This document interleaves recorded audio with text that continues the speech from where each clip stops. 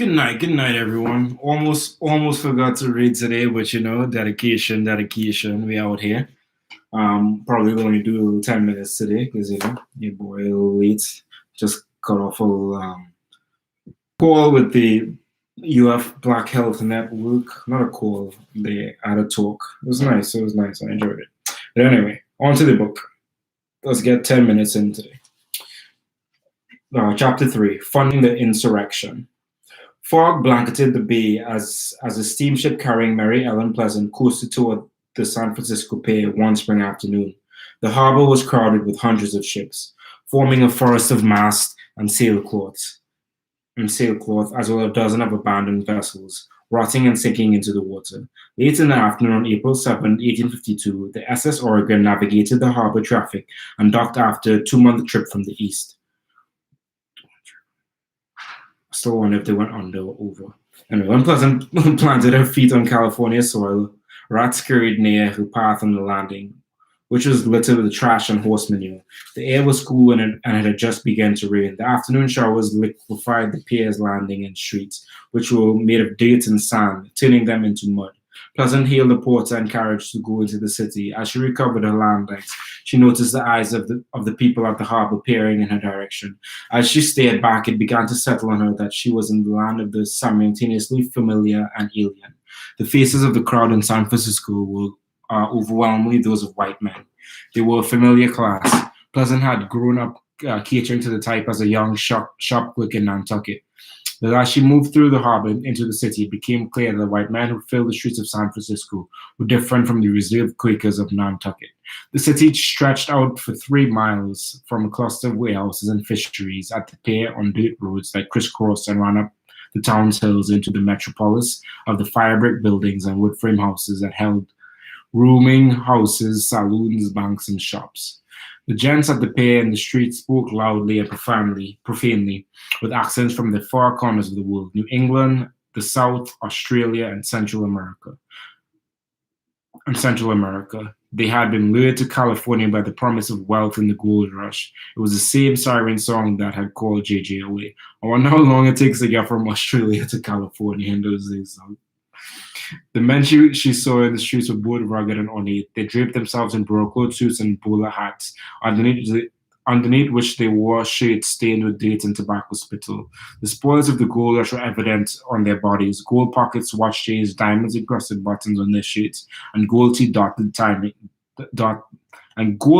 dotting their smiles. Many of the men wandered the street intoxicated, bellowing and catcalling as they bounced among gambling houses, saloons, and theaters until they finally retired to cramped, flea-infested boarding houses where they slept on hard cots in common rooms. There was a handful of women in the streets near the harbor and clustered in the saloons in town. They were white, Hispanic, and Chinese, and they were dressed elegantly, with their necks and collarbones exposed in off-shoulder dresses and their hair pinned up. Pleasant would come to know these women as entertainers, managed by men called Max, who always lingered nigh. And women walking down the street by herself was often such an event that men would call out, "Woman on the sidewalk," emptying out the building, drawing men to come and gawk at her. Pleasant stayed in the boarding house operated by the friend from Massachusetts on Washington Street in an area called Sydney Town. The area was near the pier and was made up of boarding houses constructed from converted warehouses and abandoned ships dragged from the pier. The alleys were patrolled by thieves and muggers. Sydney Town was a stomping ground for the Sydney Ducks, a gang made up of immigrants from the British penal colony of Australia. The area was also home to Black and Irish workers who, due to the surging housing prices during the gold rush, couldn't afford to live anywhere else. Pleasant found lodging in the company of friends, which she hoped would help her avoid trouble in her new home. In her first days after she settled in the city, she got a fix on her husband, JJ. He had gotten a job as a cook on a steamship that operated between California and Panama. Okay, so they probably did go through the Panama Canal. I wonder when the Panama Canal... No, they probably just went through the Panama Canal without the Panama Canal being built. We'd have to look in. When was the Panama Canal built? When was... Wow! I'm blown away. 1881, the Panama Canal was built. 1881? That's wild. That's wild. Wow. Wow. I'm blown away there. I hope you are too. Wow. Where are we? Where are we? Where are we? In California, as a black woman in the gold rush and one of means, she intuited that her best opportunity to make money would be as an investor. So she became a money lender. San Franciscans seemed always to need capital. Some were just getting started in the city after having spent their life savings to get to California. Others were spendthrifts, blowing through their money almost as soon as they earned it, binging on prostitutes, gambling, and liquor. The cash-strapped nature of the fellow Californians provided an opportunity to Pleasant, who came to the city with plenty of money. She gave some of it to the connected men and let them lend it out at 10% interest per month. 10% a month was a rate that, when collected upon, would more than double her capital every year. Pleasant navigated the town streets on foot or by carriage, carrying thousands of dollars of currency with her at the time, moving between the Victorian homes on the north to the rough streets in the city's south. Making deposits and withdrawals, I divided this money between Fred Longhorn, William West of West, and Harper. She began. After dropping off money and picking up her interest payments, she then continued to Thomas Randolph, who lived on Green Street between Stockton and DuPont. Randolph operated in North Beach, a wealthy enclave of the city's northern shore, known for its hills and Russian cemetery, where the area's children played among the grave markers. I had known these gentlemen from home. We put our money out at 10% interest per month. She reminisced. Those were the good times of 49. In addition to lending money, Pleasant peddled silver. She had connections with silver buyers and sold larger quantities at good margins. I always had friends in places where a good deal of silver was required, she recalled. One of her greatest strengths was making friends. From her days at the shop clerk in Nantucket, when she had become had let books alone and decided to study men and women, she became a master of the human connection. Her ability to bond with others took her from shop clerk to wife of a wealthy man. As a widow, she found another man, Captain Edward Gardner, to liquidate her late husband's estate. Pleasant had made friends everywhere she went, from Nantucket to Boston, and now she did the same in the international town of San Francisco.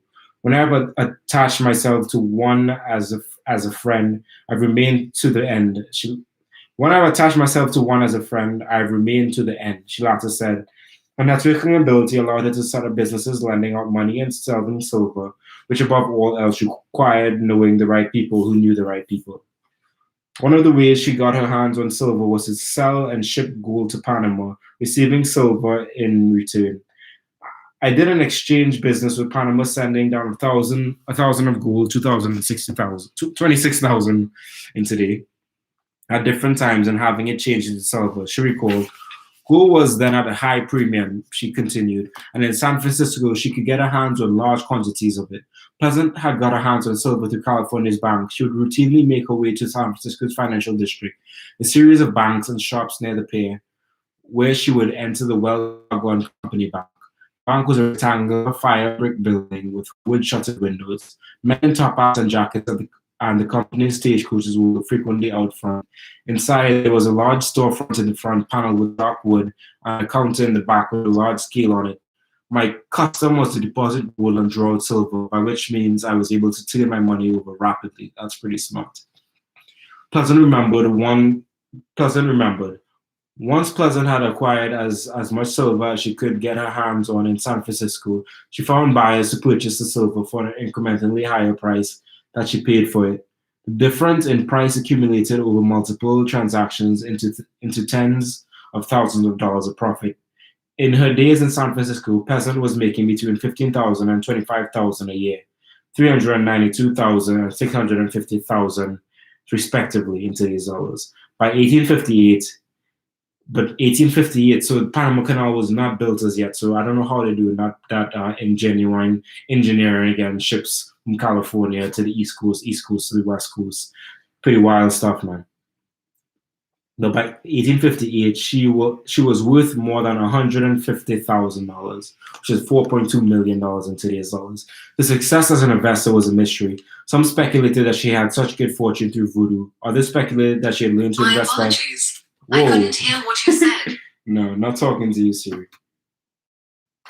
The success of the investor was a mystery. Some speculated that she had such good fortune through voodoo. Others speculated that she had learned to invest by trading sex for financial advice with San Francisco's rich bachelors. Another popular rumor said she eavesdropped on business conversations during the dinners she catered. I have never been given the explanation away lies, and you can't explain away the truth. She would say, the truth is that the gold rush was an opportunity that the circumstances of Pleasant's life up until that point had prepared her for. Having been reared in a boomtown that featured women and African Americans taking part in its prosperity, Pleasant had used her day in the whaling years of Nantucket to prepare her for the gold rush San Francisco. In many ways, her success was not unusual. Many of the most successful participants in the gold rush came from the whaling towns such as Nantucket and New Bedford. Nonetheless, for decades going forward, the brilliant black gold rush investor would confound racial stereotypes and popular explanation. Well, that is all I have for you all tonight. Thank you all for tuning in. Tune in tomorrow. It'll probably be in the morning. We're going to do some more reading. Have a blessed rest of your day, everyone. Happy Single Awareness Day, I think they call it. Pieces.